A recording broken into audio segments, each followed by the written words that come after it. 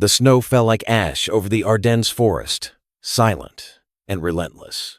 Sergeant Mike Reeves pressed his numb fingers against the periscope of the M4 Sherman, squinting through the frosted glass at the tree line ahead.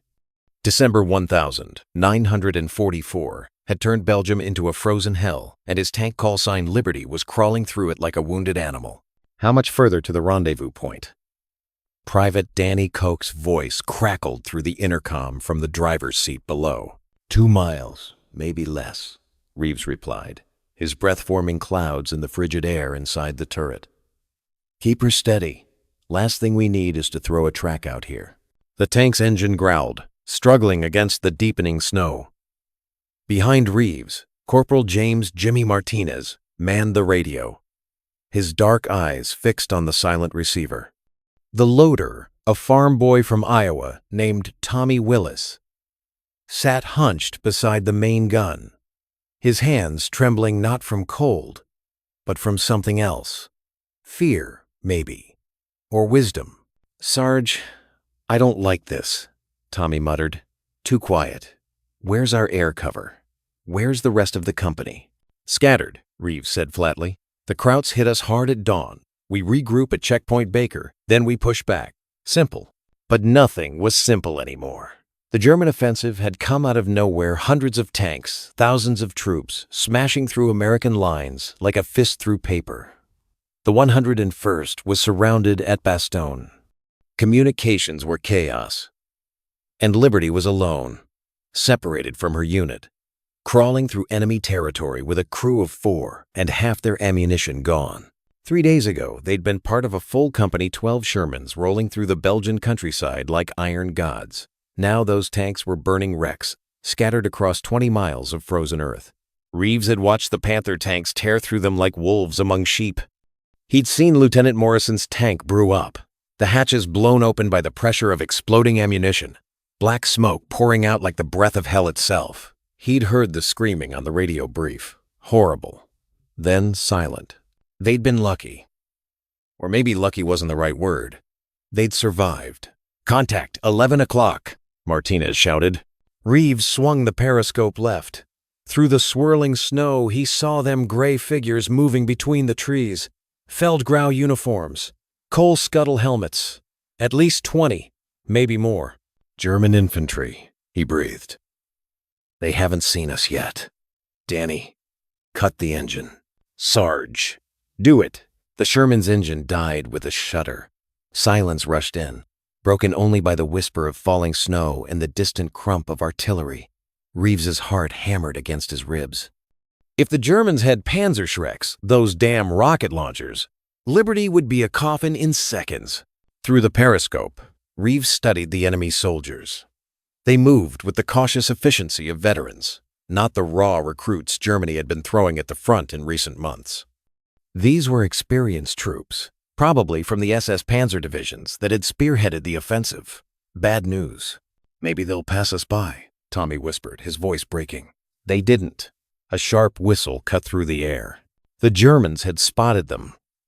Reeves saw an officer pointing, shouting orders in harsh German that carried across the snow.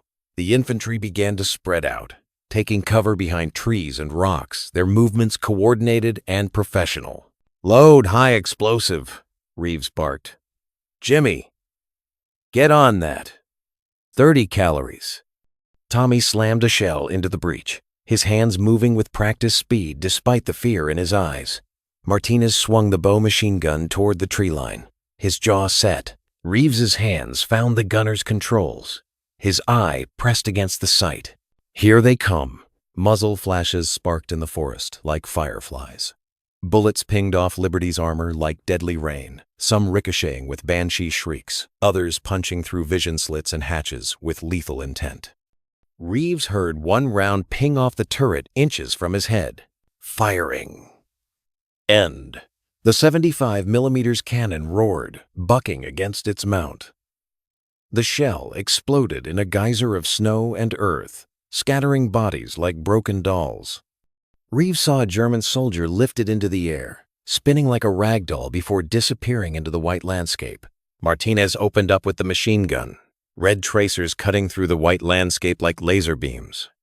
Germans fell, clutching at wounds, screaming in agony, but more kept coming, their faces twisted with determination and rage. "Load another," Reeves shouted. Tommy was already moving, slamming a fresh shell home. "Up!" Reeves fired again. Another explosion. More bodies. But the Germans weren't breaking. They were too disciplined, too experienced. They'd fought Russians on the Eastern Front, he realized. This was nothing to them. "Panzerschreck, 3 o'clock!"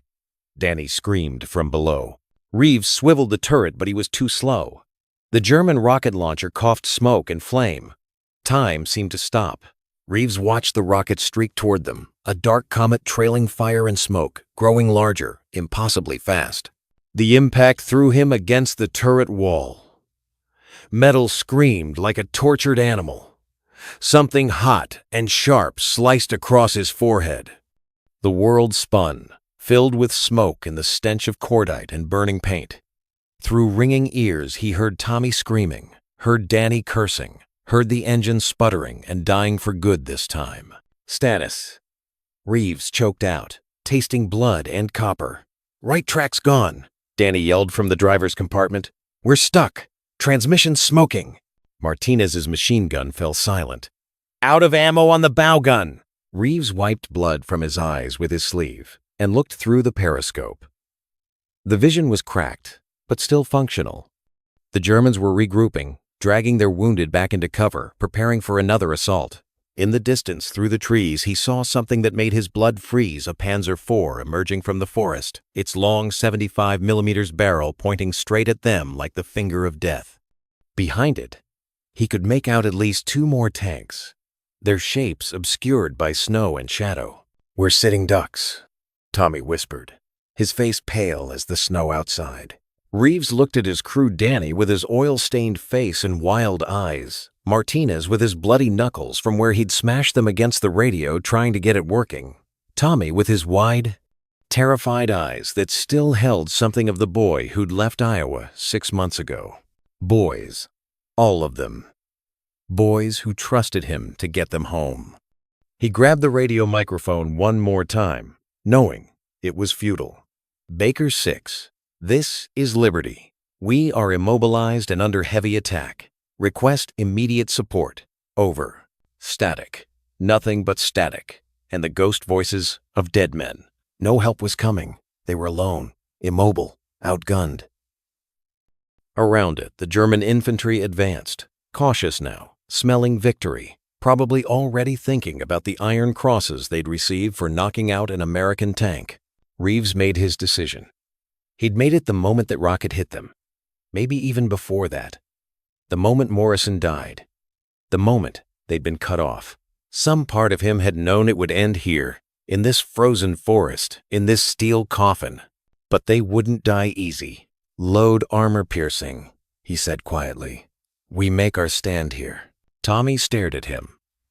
"Sarge, we can bail out. Make a run for it through the woods. And leave Liberty to the Krauts?" Reeves shook his head. "We've got 7 AP rounds left and maybe 15 HE. That Panzer's got to get within 400 yards to guarantee a kill on us. We've got the gun. We've got the ammo. We've got no tracks," Danny pointed out, his voice edged with hysteria. "Then we die in place," Reeves said simply. "But we take as many of those bastards with us as we can. You boys signed up to kill Nazis. Well, here's your chance. Jimmy, grab the Thompson and the grenades. Danny, you're on the cokes. Tommy, you keep feeding me shells until your arms fall off, or we run out. Questions?" Silence. Then Martinez smiled, a cold, hard smile. "No questions, Sarge. Let's send these fuckers to hell." The Panzer fired. The shell screamed overhead, missing by 10 feet, exploding in the trees behind them. Snow and splinters rained down on Liberty's hull. The Panzer was testing their range, walking rounds onto target like an executioner measuring the gallows.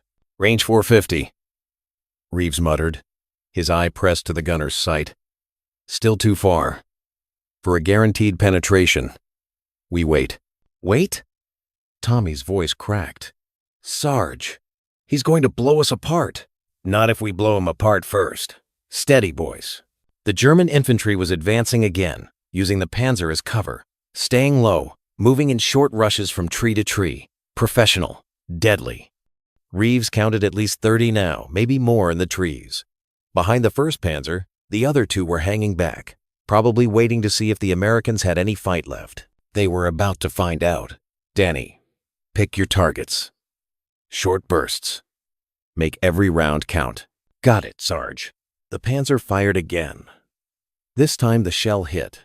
A glancing blow off the turret that left a gouge in the armor and rang the entire tank like a bell.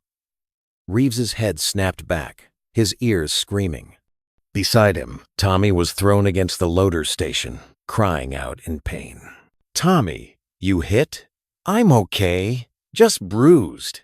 The Panzer was at 400 yards now. Reeves could see it clearly through the sight. The long barrel, the spare tracks hanging on the hull, the commander's head visible in the cupola. The man was shouting orders, directing his gunner. He's ours, Reeves whispered. Tommy. AP loaded? Loaded.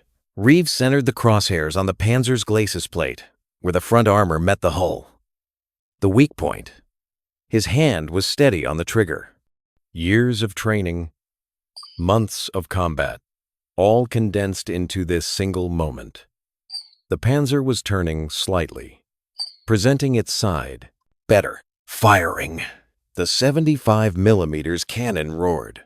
The armor-piercing shell crossed 400 yards in less than a second, moving faster than sound.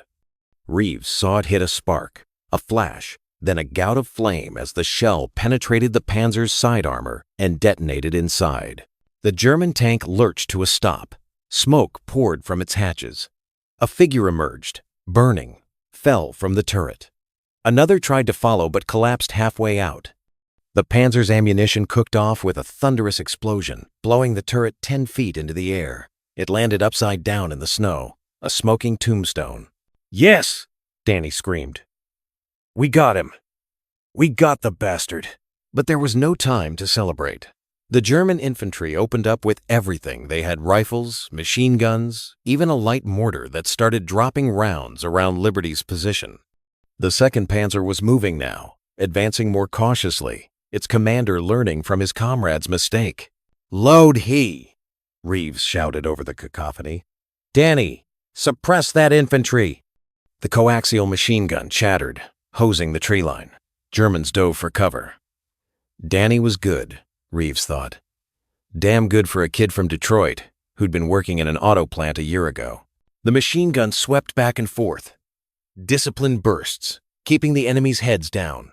Tommy loaded the high-explosive shell, and Reeves aimed at a cluster of Germans trying to set up a machine gun nest. The shell exploded in their midst, shredding them. Body parts flew through the air. The survivors scattered. Load AP. That second Panzer's getting too close. But the German tank commander was smart.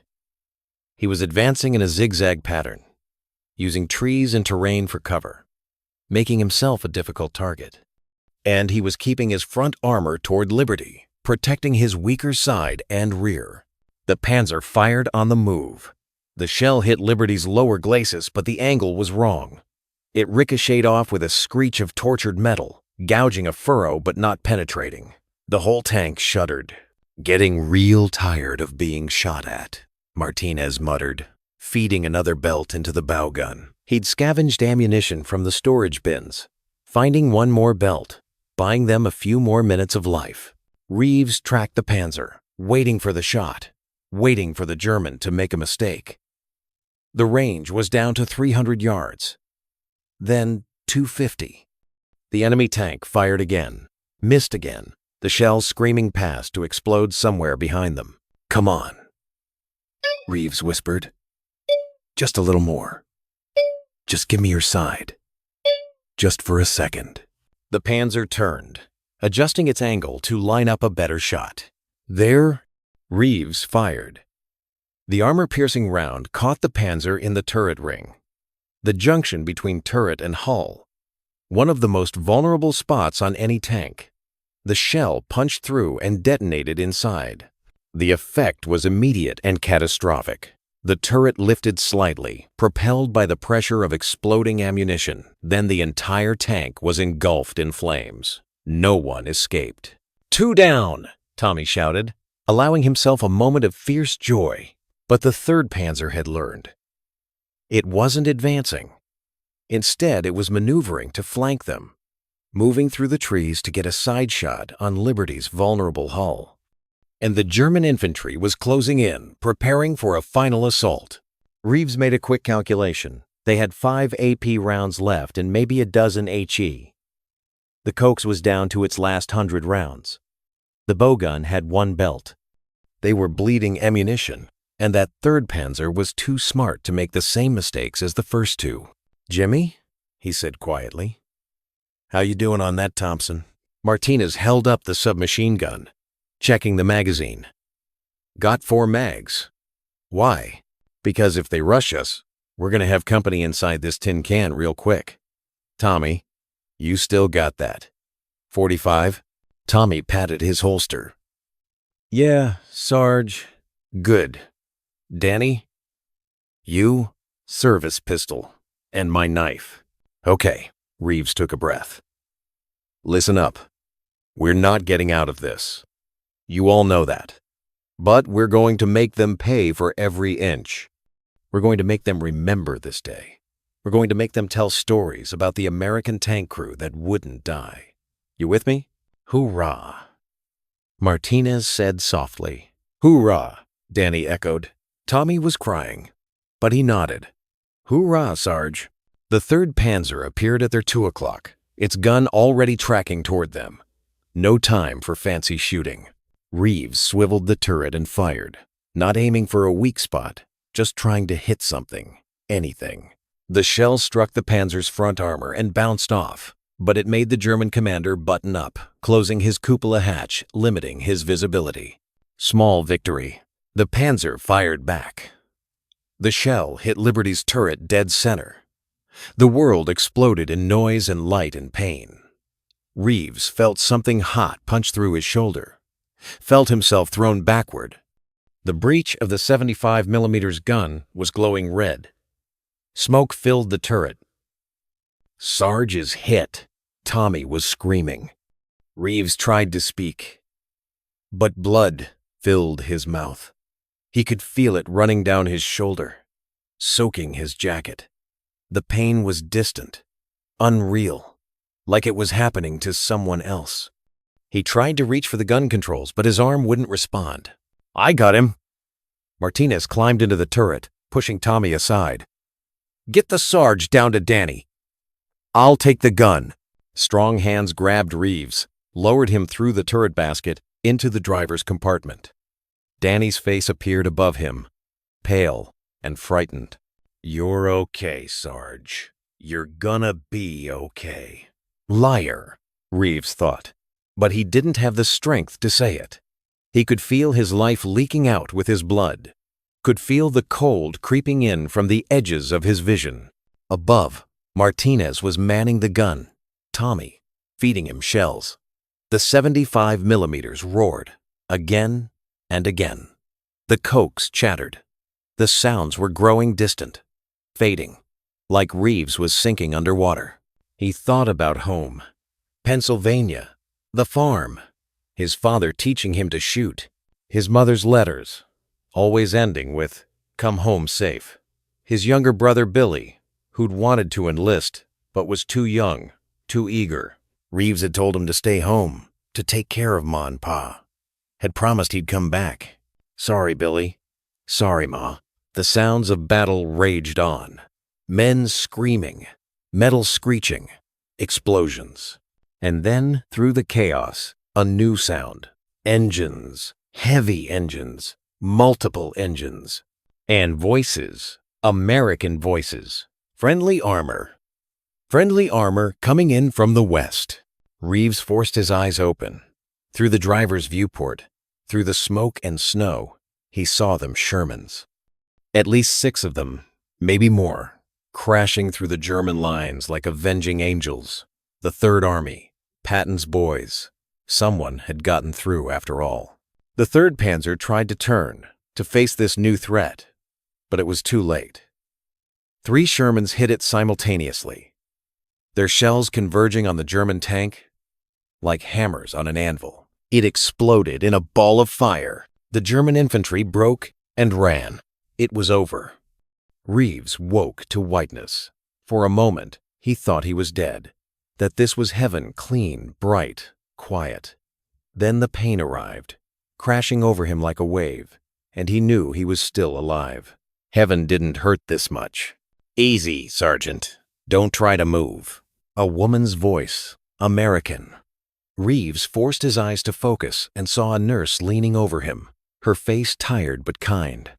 Behind her, canvas walls. A field hospital. "My crew." His voice was a croak. "Your boys are fine. Well, mostly fine. The corporal took some shrapnel in his leg, but he'll walk again." The Private Danny broke his collarbone when your tank finally got hit hard enough to throw him around. And Tommy's got a concussion and won't stop talking about what you all did out there. Reeves closed his eyes. Relief, washing through him stronger than any morphine. They'd made it. His boys had made it. "You've been out for 2 days, the nurse continued, checking his bandages. "Lost a lot of blood. The doctors weren't sure you'd wake up. Guess you're tougher than you look." What happened after? The 3rd Army rolled through, pushed the Germans back 15 miles. Found you and your crew sitting in that broken Sherman, surrounded by 2 destroyed Panzers and about 40 dead Germans. Colonel Abrams himself came to see the wreck. Said it was the damnedest thing he'd ever seen. Reeves tried to process that. 40 Germans, 2 Panzers, 4 men in a crippled tank. It seemed impossible, like something out of a war movie, not real life. "There's someone here to see you," the nurse said. "A reporter. Been waiting for you to wake up. Says he wants to tell your story." "No." The word came out harsh, final. "Sergeant, no stories, no reporters. We did our job. That's all." The nurse looked at him for a long moment, then nodded. "I'll tell him." She started to leave, then paused. "For what it's worth, Sergeant, you saved a lot of lives. The Germans were using that road to funnel reinforcements to Bastogne. Your stand held them up long enough for the 3rd Army to cut them off. The colonel said you and your crew might have changed the whole battle." After she left, Reeves lay in the silence, staring at the canvas ceiling. Changed the battle. Heroes. He didn't feel like a hero. He felt tired, old, empty. He'd killed men, watched men die, sent boys into hell, and somehow brought them out, the other side. And he'd do it again tomorrow, if he had to. That was the truth no one wanted to hear. War wasn't about glory or heroism.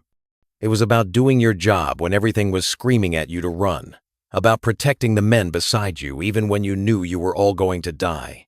It was about choosing to fight because the alternative was worse. The next day, Martinez visited, limping on crutches, his leg wrapped in bandages. "Hey, Sarge, you look like shit. You should see the other guy." Reeves managed a weak smile. Martinez sat down heavily, wincing. "They're giving us all silver stars. Maybe even a Distinguished Service Cross for you. There's talk of sending us home. Full disability." "Good. You earned it. We couldn't have done it without you, Sarge. You know that, right? You kept us together. Kept us fighting." Reeves shook his head slightly, the movement sending spikes of pain through his shoulder. "You boys did that yourselves. I just pointed the gun." "Bullshit." Martinez's voice was hard. "I was ready to run. Danny was panicking. Tommy was crying. You made us believe we could do it. You made us believe we could win. Did we win, Jimmy? Look at us. We're broken. We'll never be the same." "No," Martinez agreed. "We won't. But we're alive. And those SS bastards aren't. That's a win in my book." Danny came next, his arm in a sling, looking younger than ever. He brought cigarettes and news from the front. The Battle of the Bulge was turning. The Germans were in retreat. Spring would bring the final push into Germany itself.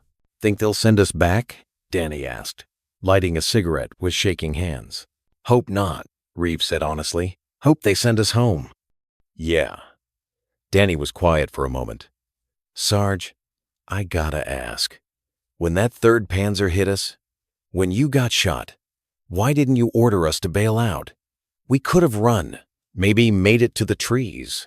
Reeves had thought about that question for 2 days. Because if we'd run, that Panzer would have rolled right over our position and hit the relief column from behind. Would have killed a lot of our boys. We were the cork in the bottle, Danny. We had to hold. Even if it killed us? Even if it killed us. Danny nodded slowly, understanding settling over his young face like a heavy coat. The boy from Detroit who'd worked in auto plants was gone, replaced by something harder, older. War did that. It took boys and gave back men, whether they wanted it or not. Tommy was the last to visit, his head bandaged, his eyes still carrying that haunted look. But there was something else there too, pride maybe, or strength he hadn't known he possessed. "They're talking about us, Sarge, all over the division. They're calling Liberty the last stand. Guys keep asking me what it was like, facing down 3 Panzers. What do you tell them?" "That I was scared shitless the whole time." Tommy laughed, but there was no humor in it. "But you know what? When I got back to the replacement depot, guys were looking at me different. Like I was someone who mattered. Like I'd done something important." "You did, Tommy. You kept feeding me shells even when the world was exploding around us. That's brave as hell." "I just did what you told me to do. That's all any of us can do. Follow orders. Trust each other. Try to make it home." Tommy was quiet for a moment, then reached into his pocket and pulled out a photograph, creased and worn. "This came in the mail yesterday. My girl, Sarah. She wants to get married when I get home. Wants to know if I'm okay." "What are you going to tell her?" "I don't know, Sarge. How do you tell someone what this was like? How do you explain what we did, what we saw?" Reeves didn't have an answer for that. Maybe there wasn't one. Maybe some things couldn't be explained, only endured. "You tell her you love her," he said finally. "You tell her you're coming home. The rest you figure out as you go." 3 weeks later, they shipped Reeves back to England on a hospital transport. His shoulder was healing, but the doctor said he'd never have full mobility again. Combat duty was over. He'd be going home with a Purple Heart, a Silver Star, and a discharge. The war would go on without him. At the replacement depot in Southampton, waiting for the ship to New York, Reeves found himself sitting in a cold warehouse with 100 other wounded men. Some were missing limbs. Some had bandages covering burned faces. Some just sat and stared at nothing, their wounds invisible, but no less real. Martinez found him there, still on crutches. "Thought that was you, Sarge. They're putting me on the same ship. Guess we're going home together." "Where's Danny and Tommy?" "Danny's still in Belgium. They patched him up and sent him back to his unit. Kid volunteered to stay. Can you believe that? After everything, he volunteered." Reeves could believe it. Once you'd been through the fire, once you'd proven yourself, there was a strange reluctance to leave, like you'd be abandoning something important, betraying the men who were still fighting. "And Tommy?" "Tommy's dead, Sarge." The words hit Reeves like a physical blow. "What?" "Happened a week after you left. His unit got hit by German artillery. Direct hit on their position. Killed him and 5 other guys instantly." Martinez's voice was flat, emotionless, the way men talked about death when they'd seen too much of it.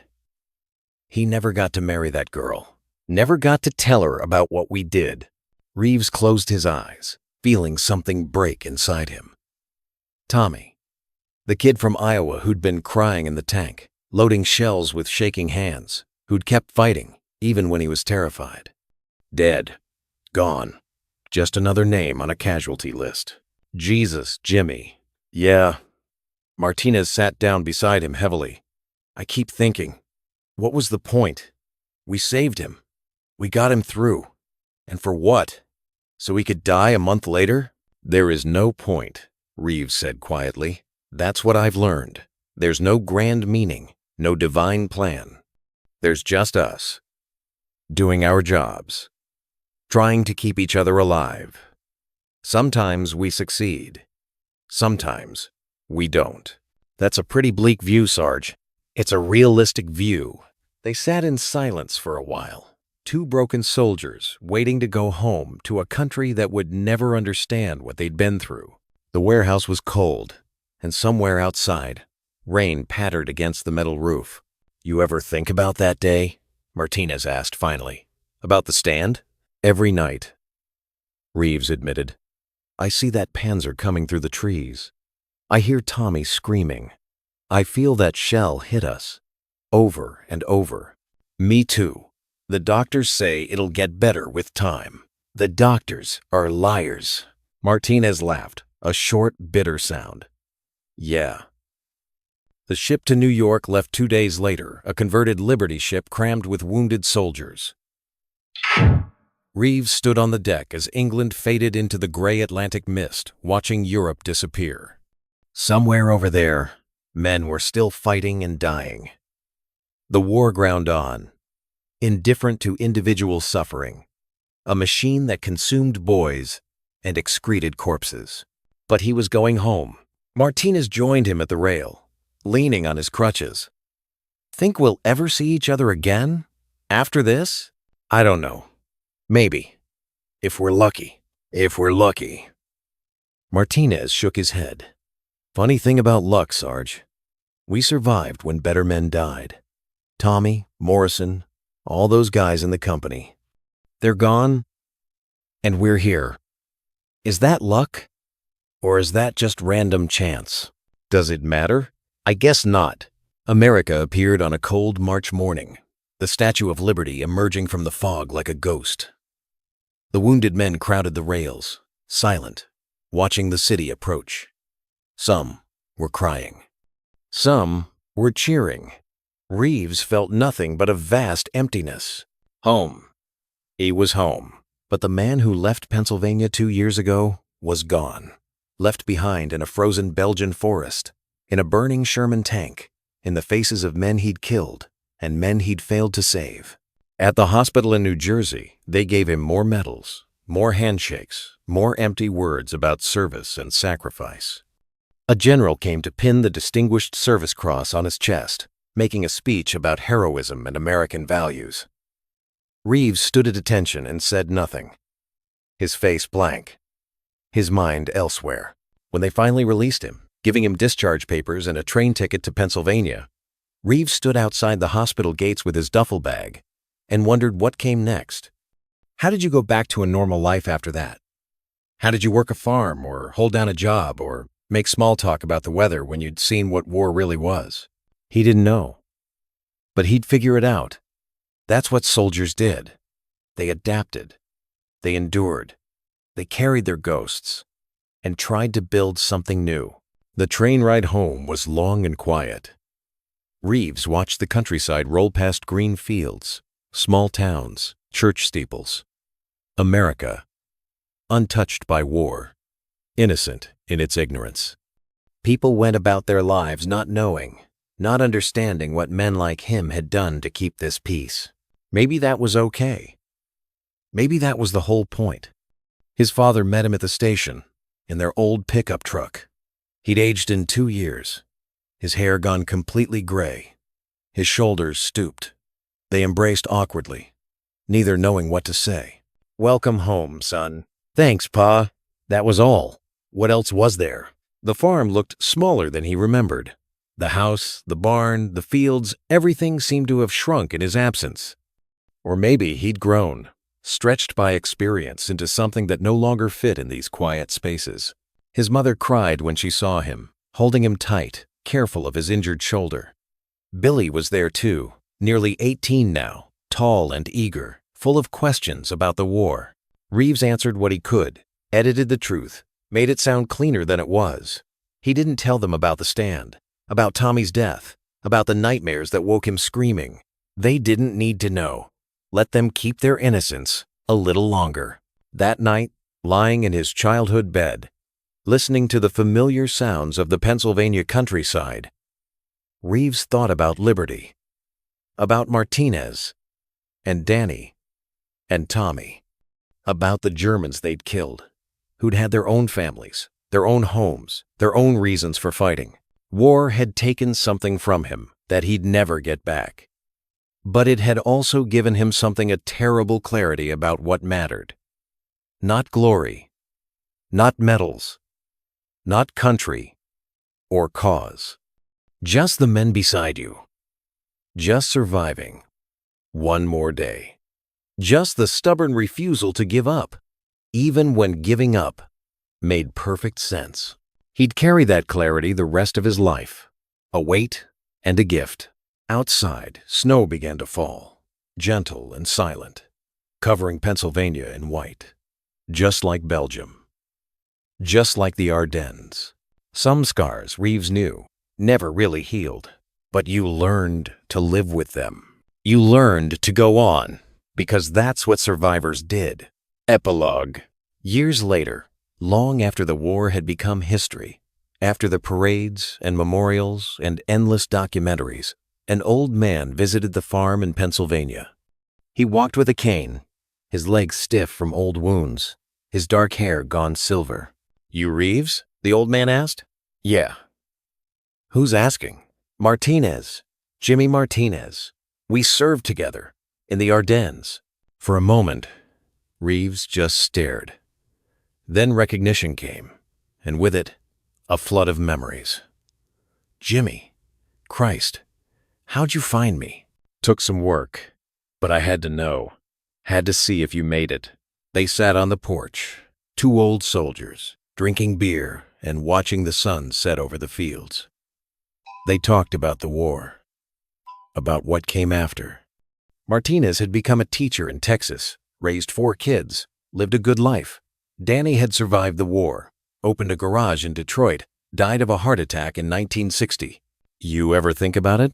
Martinez asked. "About liberty?" "Every day," Reeves said. "Every single day." "Me too. Sometimes I wonder if we did the right thing. Staying. Fighting. We did what we had to do." Yeah, I guess we did." As the stars came out, the same stars that had shone over Belgium 40 years ago, Reeves thought about all the men who'd never made it home. Tommy. Morrison. All the names on the casualty lists. All the boys who died, doing their duty. They'd bought this peace with their lives. This quiet evening. This peaceful farm. This ordinary world where old men could sit and remember. It was a hell of a price, but maybe, just maybe, it had been worth it.